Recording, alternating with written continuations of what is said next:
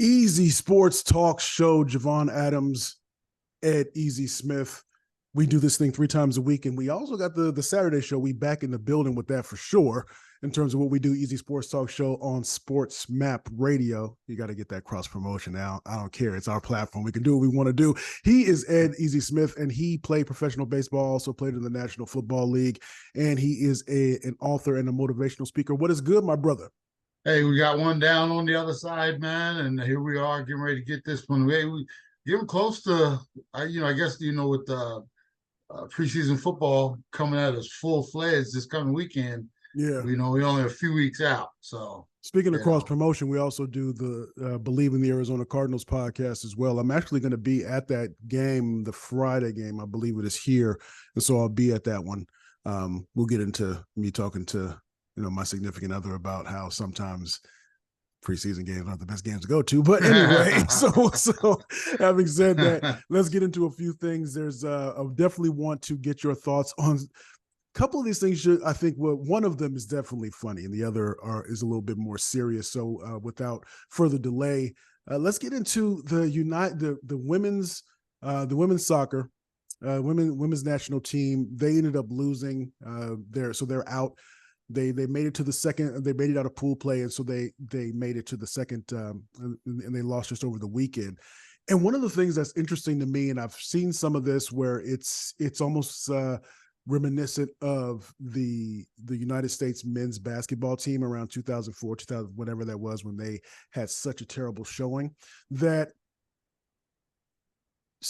freedom of speech, but watch what you say. Like the Ice-T said in the title of one of his albums, because if people like you and they like what you say, they don't mind. You lose, they just say, okay, they chalk it up. But from the beginning, and both things can be true, that the women, there was a lot of talk. They use their platform because you only have a platform for a certain amount of time. So you try to use it to the best of your ability and maximize it. So if they're talking about political issues, if they're talking about inequalities when it comes to gender inequality, that type of stuff, a lot of folks don't like that, right? And so they pray for your downfall, and maybe combined with the world catching up a bit and maybe not being as, for maybe injuries coming up and kind of biting at their heels, so to speak, and not being able to win to three-peat. But your thoughts on kind of the aftermath of the fallout of the women's national team losing? Well, when you obviously, they had the platform for a while, and they were using it. It was almost like when you're using it for good. Yeah. Everybody wants to back it, and it's almost like those people with if you watch, read comic books, you have people who start off with on a crusade, and all of a sudden they get. They either start feeling themselves or they feel slighted, then they go to the other side and they become a villain instead of the superhero. And I think what happened with this women's team over the last few years is, yes, they had a cause, they were preaching and people were listening, but then they got off their humble talk all of a sudden. All of a sudden, because you watch some of these commercials leading up to this World Cup, it's like, well, how do we stop the U.S. women's team? And they got all these different things about, you got to go back to the future and, get them to stop even playing soccer, to stop them because they're just that bad. And, so they got off their humble talk, man. And I think the world, you mentioned the world caught up, but the world has also been watching over these last few years. And it's almost like the big bully in the playground walking around, and all of a sudden, some little dude comes and punches him in the nose, and everybody's happy for that because the bully's been walking around making everybody scared for so long. And I think that's what's kind of happened. The women's team, they got off that humble talk, and all of a sudden they put their capes on and, walking around like, we bad. And everybody kind of got a little tired of that. And then what happens when you get tired of it, you start rooting against it. And what's sad is even some of our own people here in our own country have That's started what I'm rooting, talking about. Have started rooting against it. That's when you've crossed the line. When your allies, when your people who's supposed to be backing you, all of a sudden, well, we got all these superheroes. Like we got red Spider-Man, but now we got black Spider-Man too. With all these, and I just think after a while, everybody got a little tired of it. And they've accomplished a great deal. not just on the field, but off the field as well, bringing some focus on some different issues, different things like that. But they've also, like I said, they've got the ire of the world, I would say, and even their own country. Some people in their own country, just because of they've lost that love and feeling. You know, it just kind of, like I said, it's sad to see, and it's sad to see them go out, because what happened, you think about all the companies that put all that money in because they expect us to go all the way through this. Now there's no American team in there, and there's some dollars that have been spent that are going to the wayside. Yeah. And, you don't like to look at it like that, but think of it. If you're a fan of your Lakers, and then they go out of the playoffs, what do you do? Unless you're interested all the way through, you just turn off because you're not really worrying about who wins it from now. And I think with them going out to a certain degree, we've lost that team. And like I said, it's going to have an effect on the overall product. I don't think anybody's going to tune in moving forward. You mentioned the Lakers, and so here's something that I think that's almost spot on here. That what I want to mention is that so LeBron is a lightning rod for a lot of people, whether you love him or hate him or whatever. I'm kind of in the middle on him, but just because I think that LeBron is very LeBron focused, but then he's not the only one that's like that. There are so many people in this world that are so self-centered, right? Mm-hmm. So I get that. But if LeBron, let's say, loses, the Lakers lose, let's say he's been talking about, I don't know, social issues, things that have been going on in other countries, or just maybe injustice when it comes to black folks, right? And if the Lakers lose, there will be people that will say you should focus on playing basketball as opposed to focusing on these other issues. And I say that you can do both things, right? You can do both things. It's not impossible. So when somebody acts as if an athlete is only supposed to do one thing because when they speak out about something that you don't like, because there are a lot of athletes, there are a lot of people that have opposing views to me. I don't care. You speak what you want to speak. I can say what I want to say and we straight, but I'm not going to tell you to only focus on just be an accountant and don't worry about politics. That's stupid, right? Because you can do both. You're not, it's possible. And that is, I think that's the thing that seems to me to be the issue where they're acting as if you can't, when you're playing soccer, you're not going to be thinking, I wonder what's going on geopolitically. You're going to be worried about playing soccer and preparing, right?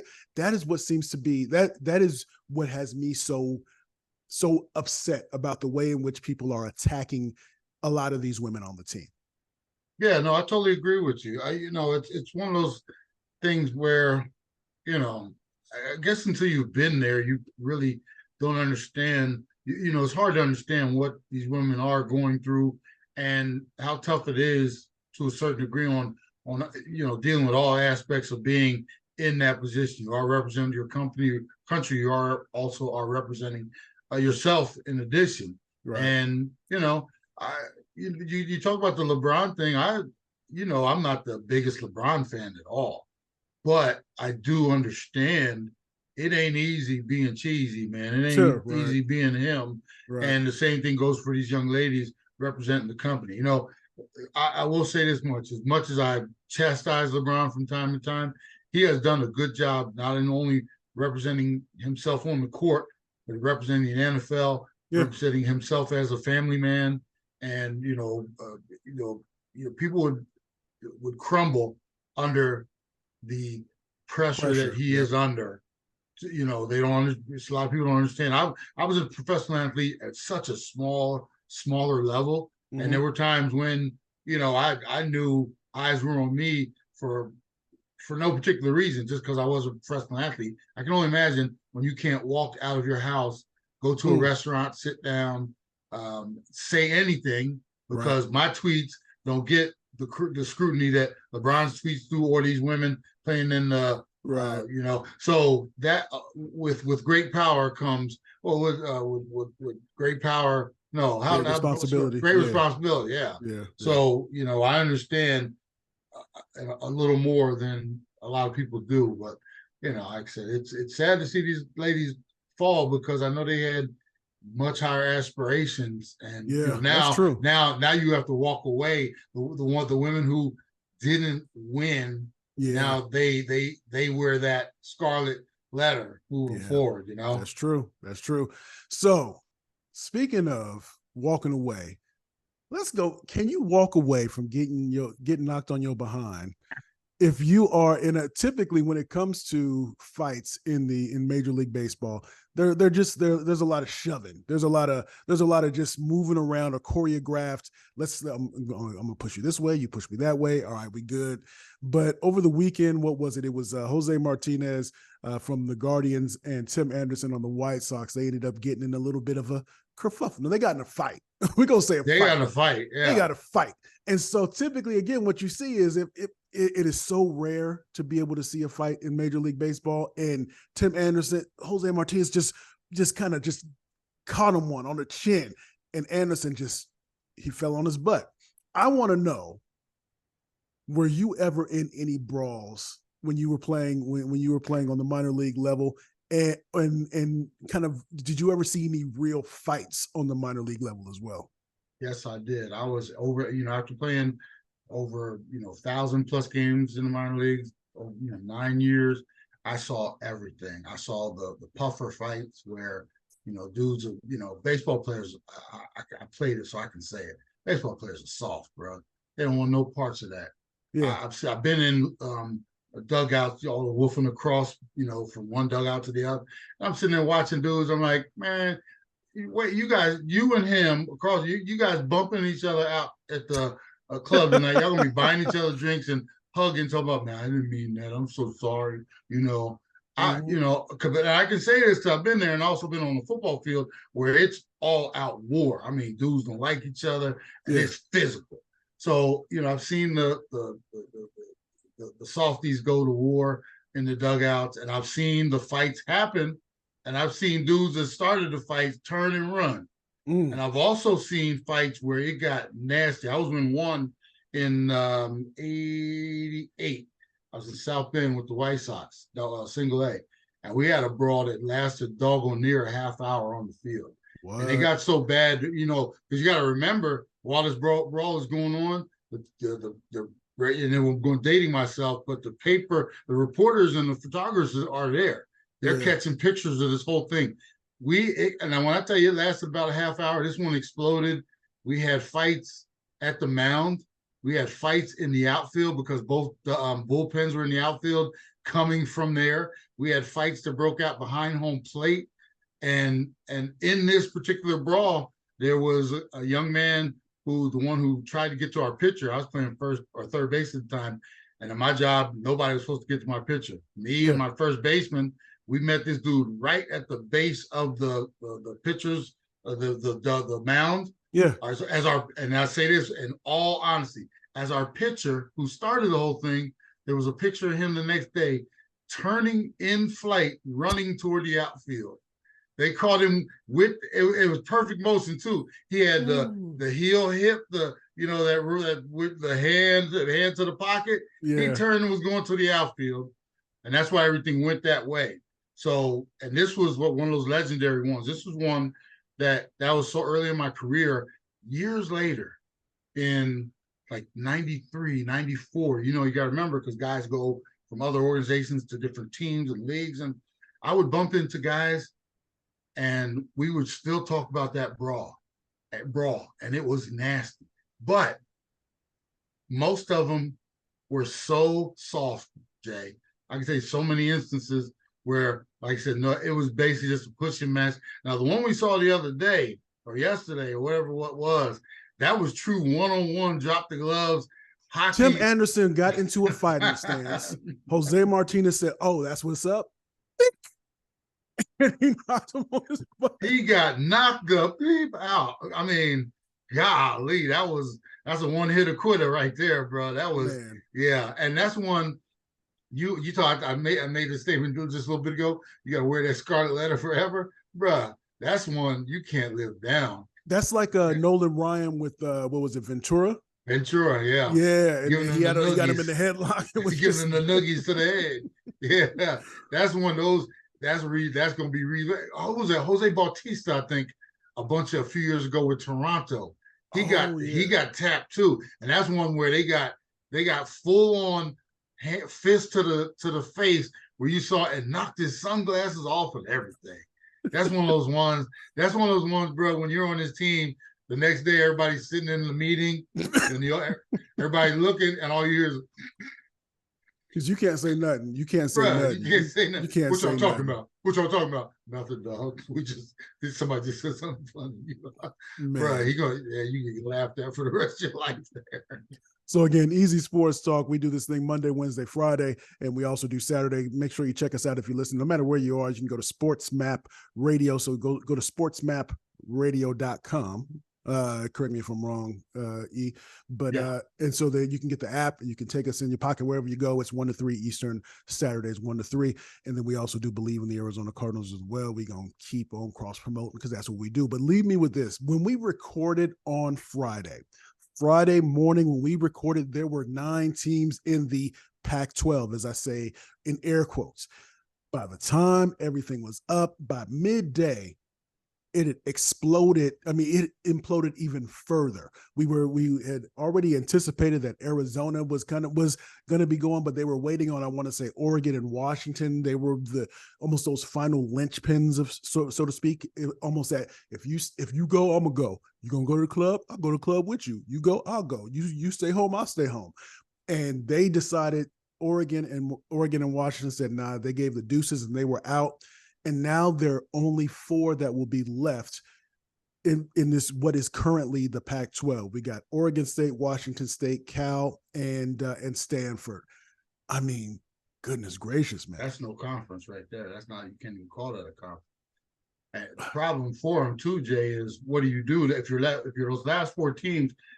Do you go and try to grab others, or do you do what everybody else has done and leave the club and go to another party?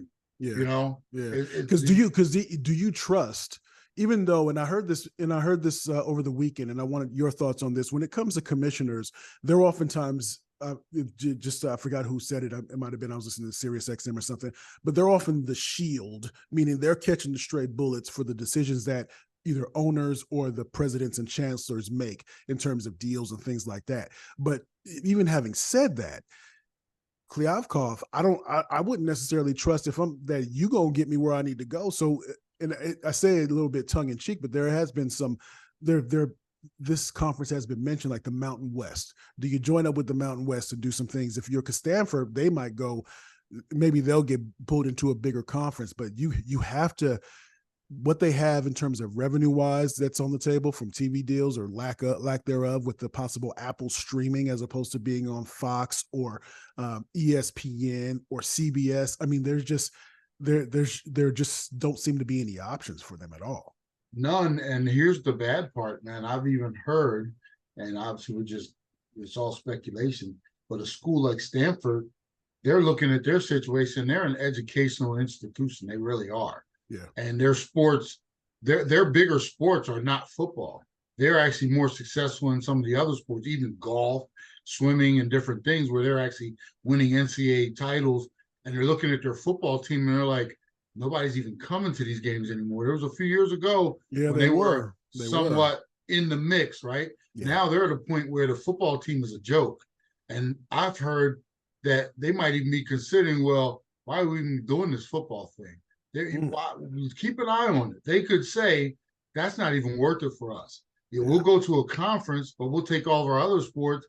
And why are we going to continue to take a beating in football when, and maybe they might think, well, maybe there's a renaissance period for it. If we go to a smaller conference, or at least what's deemed a smaller conference, maybe we can big fish in a small pond. Do it that way. Yeah. Maybe we can do it that way. But if that isn't the situation, why are we going to take this lagging dog with us? Maybe, so there's all kinds of things. It's amazing. What, you ever see those studies? They were just a ripple in the ocean.